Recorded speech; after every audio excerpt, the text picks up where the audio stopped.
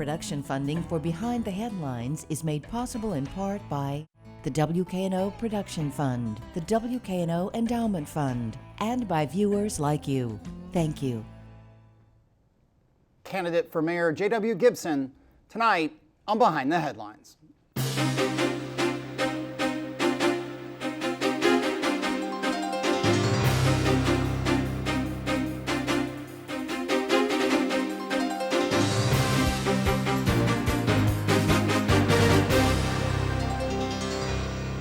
I'm Eric Barnes with the Daily Memphian. Thanks for joining us. I am joined tonight by J.W. Gibson, businessman, candidate for mayor. Thanks for being here. Thank you for having me. Absolutely. Yeah, and along with Bill Dries, reporter with the Daily Memphian. Before we get to questions with JW, I want to remind everyone over the last few weeks we have started profiles with the leading candidates for mayor. That we've identified the top 8 based on the limited polling available, the financial viability, and their prior election success. That includes Floyd Bonner, Karen Camper, Frank Colvett, J.W. Gibson, Willie Harrington, Michelle McKissick, Van Turner, and Paul Young. There is no particular magic to the order. It's just been a scheduling and reaching out to people and making the schedules work. Michelle McKissick, Van Turner, and Paul Young are all coming up in the coming weeks. We recently, I think last week, Karen Camper was on, as well as Frank Colvett was on a few weeks ago. Those prior interviews, all the interviews will be on WKNO.org, or you can search for Behind the Headlines on YouTube. All of this leads up to a debate that we are doing here on WKNO, August 15th at 7 p.m. More information coming on that, but mark your calendar if you're following this very important mayoral race. So far, of the 8 candidates I just listed, 6 of them, including J.W. Gibson, have committed to be there on August 15th. Willie Harrington has not responded. Floyd Bonner is not committed at this point. We are also still hoping to get Willie Harrington, former mayor, on this show for a one-on-one profile. He's not responded. He is doing an interview with our Sam Hardiman and Daily Memphian in the coming weeks, so that'll be available. We have not been able to work out the scheduling with Sheriff Floyd Bonner to get him on this show for a one-on-one profile, but we still hope to do that. The election is October 5th, but early voting starts September 15th, so not that far away. And with that, J.W. Gibson, thanks for being here. Absolutely. You are, right now, the only candidate of this top 8 that we're focused on, unless I'm forgetting something, who hasn't held elected office. You've been a businessman. You've been involved with a lot of nonprofits, community organizations, governmental and quasi-governmental boards. What does within this field, this different experience, what does it bring to the role of mayor? Well, so Eric, I have to correct you. Okay, this please early in the game. Yeah. I did serve elected position. Okay. 2006 to 2010, I was actually a county commissioner. I only ran for one term. I did one term and went back into the private sector. Yes, sir. Okay. Well, what did you learn from that? I mean, you did the one term, didn't run for re-election, apparently didn't like the taste of it. I don't know. I'm not sure what it was. But again, that limited experience, but it's more than I said, and I apologize for that. No problem. What does your business experience, this amalgamation of experiences, bring to the mayor's office? Well, I think there's a different approach to how we view resolving issues. I think there's a different approach when we talk about accountability and responsibility and efficiency. I think those things are thought about totally different from a business perspective. And the piece that really excites me is the ability to leverage. You know, Memphis is a rich city. Memphis has a lot to offer. And I don't think often enough we take advantage of those things that we have to offer and leverage those things when we talk about recruitment of businesses coming to the city, sports events coming to the city. Those type of things concerns me, and I believe that's a different approach that a business owner, a business person would bring. And again, to own my mistake on the county commission, the time you were on there, what did you learn? What did you like about that? What did you not like about that, about being in elected office? County commission, very different than the mayor's office, Absolutely. But still there's some commonalities of elected, of constituents and so on. What did you like? What did you not like? So what I enjoyed was the opportunity to be front and center of hoping to bring answers to the table to resolve issues that our constituents brought to us. The thing that I didn't like mostly was it seemed as if within that 13-member body, everybody had different agendas. And it took an enormous amount of time to get some of the easy and simplest issues resolved because of the various different agendas. So that was a little bit frustrating. And as a business owner, military guy, I don't come to the table with a whole lot of patience for the Yeah. So that was difficult for me. Bill. So let's talk about bringing the business approach to something that's on everyone's minds, and that is the problems that we continue to have with our infrastructure, our utility infrastructure, Memphis Light, Gas, and Water Division. What can the mayor do about this? What influence can the next mayor exert over this continual problem? Well, as you very well know, Memphis Light, Gas, and Water is a division of the city government. They work separately and under their own autonomy. One of the things I really like with Doug McGowan going over to serve as president and CEO, he has brought the utility to the table with city government. That weekly meeting that the directors have with the mayor, Memphis Light, Gas, and Water is at the table. I think that's a very, very good idea. We need to have more engagement. You know, the city council kind of oversees the budget. There's a very far disconnect between city government and how it operates, the ideals, the thoughts, the visions that are brought to the table that could perhaps make things a lot more conducive, a lot more efficient.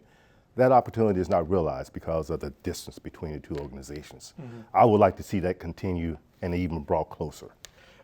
Do you think that this is a process of getting things better in terms of the infrastructure? I mean, is this going to take some time, do you think? I believe it will get better. There's no doubt in my mind. I think with collaborations between, again, city government and Memphis Light, Gas, and Water, people talking together, transparency behind the conversations, allowing everybody to have their input given. I'm even one of those people who are kind of interested in being able to bring some of our suburbanites to the table to hear their input. Collaboration is going to be the key. And yes, I do think we're on our way to a better infrastructure, a better Memphis Light, Gas, and Water. Mm-hmm. The other issue that seems to travel somewhat with that is the state of solid waste pickup, garbage pickup. Where would you grade the city as being, and what can make some difference in that response? So that's an area that I'm not that familiar with. I would grade them probably a C+. From what information I've been given, information I've read, we're doing a pretty decent job. So I would like to be able to stay on top of it. Again, holding those responsible accountable for their work. I would like to see a strategic plan that's thought out about the future of solid waste, the direction we should be going with solid waste, and then be able to put forth some KPIs that ensure that we track in that direction and to continue to improve things. Right. Right. One of the things that you've talked about is kind of the city's approach to economic development. You feel like there are some things lacking there. I mean, you can always improve on what's being done in any task, but how would the city's pursuit of economic development change under your administration? Well, so one of the things that I know that I would do would be right there by the side of the chamber as they go about their recruiting efforts. When they bring individuals to the table to solicit their moving to Memphis, my administration would be there. When they talk about moving even closer to reality of moving to Memphis, the procedures, the processes that take a long time currently, we would be there to ensure that we can effectuate a process that would expedite getting those tasks done. So we will be a cheerleader for Memphis, we'll be a partner in the recruiting efforts with the Chamber of Commerce, and when we talk about those subsidies, are those expenditures that we want to offer to CEOs and companies coming to Memphis, we want to do a better job of negotiating those. That's truly in a place for pilots and other subsidized offering. We need to do a better job, again, in my humble opinion, of negotiating how that lays out. What's given, what's taken. Mm-hmm. Is it a matter of being more specific in those terms, or is it a matter of being more accountable for the incentives that are given? I think it's all of that. Mm-hmm. I think we need to be more specific. I think we need to be more accountable. I think everybody who's watched these pilots and the recipients of the pilots exit our community on an earlier timeline than originally thought would say, yeah, there's more accountability that could be held. So yeah, it's all of that. Mm-hmm. 15 minutes here. We'll stay in the infrastructure space. Bill talked about MLGW. Another big, it is not maybe the most high profile responsibility, but obviously Jim Strickland, if you've ever talked to him, he's been on the show, roads, paving, streetlights, sidewalks, all that bread and butter stuff of the mayor's office. How would you grade the administration in terms of the last 8 years, in terms of improving the roads or not? And does more money need to be spent? Is it an issue of spending more money to pave and fix roads faster? I think everybody will attest that the road situation is pretty sad. It's definitely not one of those situations of being brilliant at the basics. I think more money needs to be spent, and I'm not suggesting to you that it all comes from city government. As you will hear people talk about when they describe the condition of the roads and who's responsible, some of these roads are the responsibility of state government. I think that goes back to the lack of a real positive and strong relationship between Memphis and the state. If we had a better relationship ongoing, getting our roads into a time schedule would be a lot more conducive than it is today. So it's about building relationships, creating those collaborations that allow us to not only take care of our infrastructure, but other needs that this community has. Well, two-part, you talked about other needs. The state, we are dependent on the state or subject to the state's decisions in a lot of areas. What are those other areas where you like to build better relationships, and how do you build better relationships with a legislature that sometimes doesn't like Memphis, sometimes doesn't want to think about Memphis, that we can be an afterthought to the priorities of state government? How do you improve that relationship, and what are those other priorities? Well, one of the interesting things that come to my mind when I think about the relationship between state and the city of Memphis. Right now, there's this divide that want to put it all around either race or politics. The Republicans control the states and Democrats are mostly in Memphis, so that's putting us at odds. But if you think back, when the Democrats controlled the state, we still didn't receive much better attention here. It has been a lack of understanding how to build that relationship. And I'm not one who looks to point fingers, but I would suggest to you that our delegation has an opportunity to improve the building of the relationship between us and the state, us and federal government. Yeah. And that local delegation is typically inspired in their acts by the local municipality leaders, city and county mayors. They kind of turn the wheel, if you will. They kind of get that delegation motivated to do the right thing or whatever as they go back up to Nashville. So coming together, figuring out what it is we need here in the city of Memphis in an early enough time span where we can start to set forth strategies around how we get what we need. Let me stay with the state and use that as a transition to crime. We did a debate that you attended, and I think 5 of the candidates attended back, I think it was April or May. It's available on YouTube or on the Daily Memphian site, that was focused exclusively on crime and crime fighting. So we talked a lot there, and people can go to that and get more of your positions and all the candidates' positions. But we'll talk about it here. A lot of what happens around crime in Memphis and any city in Tennessee is dependent on the legislature. The legislature sets laws. Most immediately, in 3-4 weeks, the governor, we don't exactly know when, will call a special session focused on guns. What would you like to see come out of that special session on guns? And what do you realistically expect to happen in a supermajority Republican legislature and governor? Well, to be honest with you, I'll be proud if he's able to bring them back together for a special session. I don't look for a whole lot to happen if that session does occur. I would submit to you that from my perspective, as we look at crime here locally, it's a very, very challenging topic. And I have to say emphatically that it's not just an MPD issue, it's a community issue. Very difficult issue to deal with. From my perspective, we want to kind of segment this into 5 different areas. Again, from my humble opinion, I would first create a crime summit that would bring some of the brightest and sharpest minds locally and nationally to the table. We would advocate for stronger laws, especially around sentencing and bail. Third, we will do our best to increase the police officer and invest in fighting crime through technology. We will also do our very best to ensure that we keep our kids out of trouble. Now, each one of those segments have layers and layers of additional things that could go into being, but those are the 5 pieces that I will submit to you as the focus point by which we will attack crime. So the special session in general, I believe the call is going to be a special session on public safety versus a more specific call that would be around gun control measures.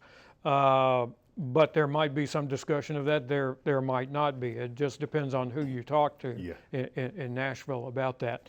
Do you think that there is too wide an access to guns locally, given current state laws? Absolutely. I don't think anybody, well, let me take that back. Just let me speak for myself. I do think it's a travesty. The fact that today you can walk around with AK-15, the fact that you don't have to have training in order to carry a gun, the fact that the data shows that because of that lack of a permit, people are breaking into cars more to gain access to guns that they can't afford to pay for themselves. And they're utilizing those guns in crime. Too easy to put your hands on a gun, too easy to create a violent act utilizing that stolen gun.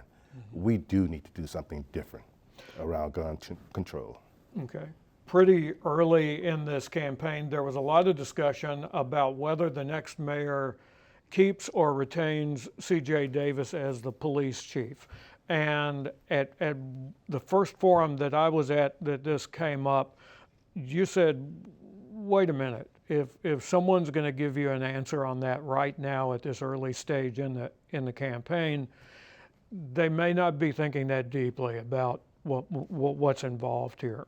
And as it turns out, every mayor has pretty early in the term, if not at the outset of the term, hired a new police director, regardless of what's going on with crime, regardless of what issues are out there.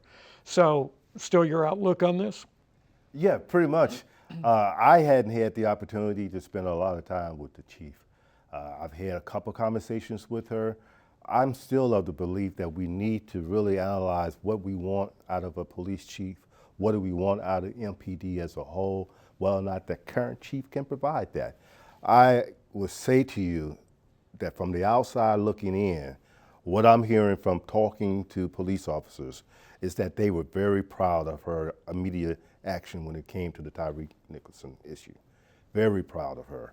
And she got national recognition for the assertive acts that she took around that incident. I'm also hearing that there's satisfaction with her from internal promotion. Things are a little bit different. I think that the DOJ analysis of the operation is going to pay dividends. So I'm still of the position, Bill, that I need to wait and see a little bit longer to be able to see the outcome of the DOJ's analysis, to be able to actually sit and have some talks with the chief about her future strategies on how we improve the police department. And lastly, I would submit to you, I'm extremely excited because it seems like someone has shared the notion of the importance of communicating. I'm seeing a lot of more communications coming out of MPD here recently. You talked about one of the challenges of being on the commission, which I've heard people talk about this on the county commission and on the city council, that you got to get 7 votes to do anything. I'm wondering what this experience of running for mayor has been like, comparing that to what you're able to do in the private sector, what you're able to do in philanthropy, probably faster than a mayor can do something, even with all the powers in the city charter. Right. Is there an imbalance there? Is that kind of an adjustment, I guess I would call it? I think it's an adjustment that I would have to make. However, I honestly believe that I will do that adjustment extremely fast and do it well. One of the things we've been fortunate enough to have happen in our life, not only as a business owner, but in the non-for-profit philanthropic world, we've been able to bring coalitions together for the betterment of the whole. when we take a look at what we were able to do with Hattie Lou Theater, for example, taking a young man's dream of moving from a small facility on Marshall to being the heartthrob of Overton Square Theater District. That's the same type of notion. Nobody thought it was feasible. Nobody thought it was something that needed to happen right then and there. But we were able to bring together a coalition of the right people, not only in city and county government, but in the philanthropic world and in the business community and in the theater arena. We brought all those players to the table, and Ekadiah Bodanelli, I believe is his last name pronunciation, Ek was able to open that facility without any mortgage.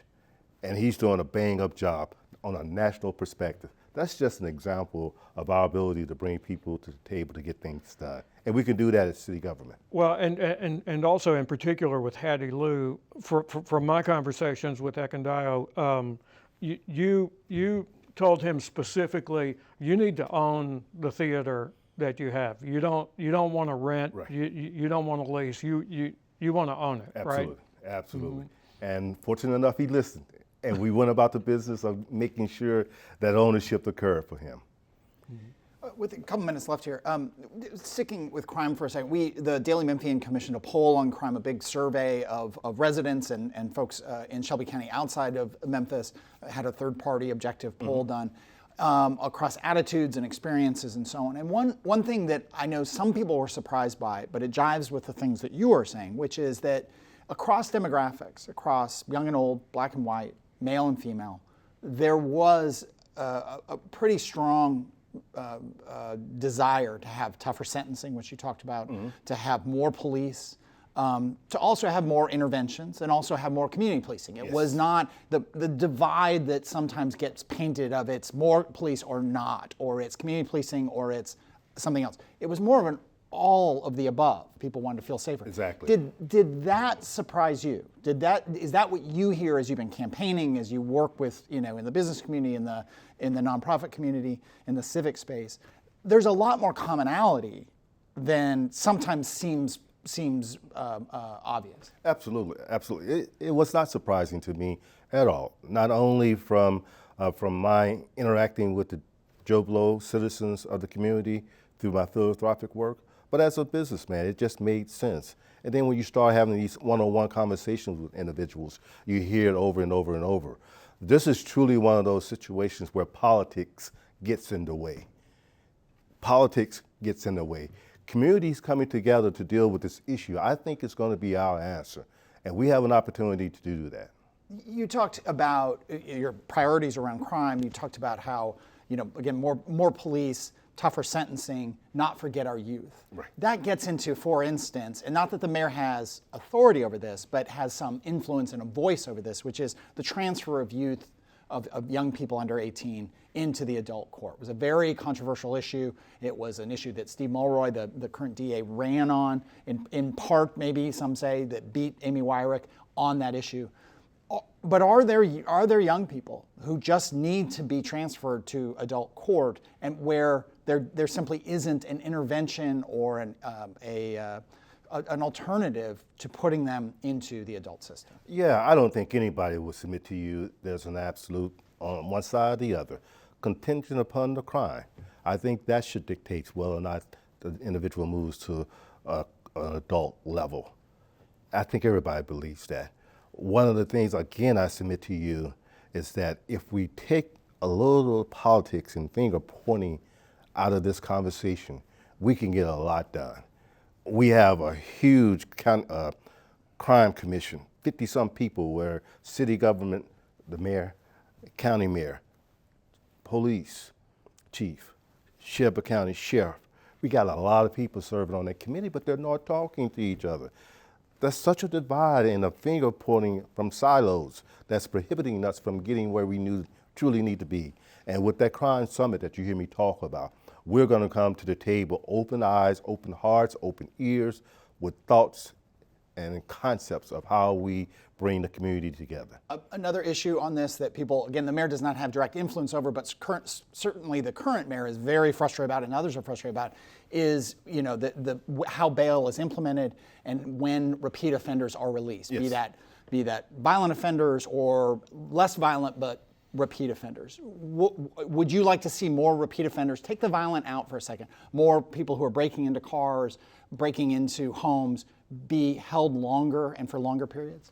So I don't want to say right now the particulars of how I would try to handle that situation. And the reason I said it to you, Eric, is because, again, I think too often right now we find ourselves responding to sound bites in bits and pieces.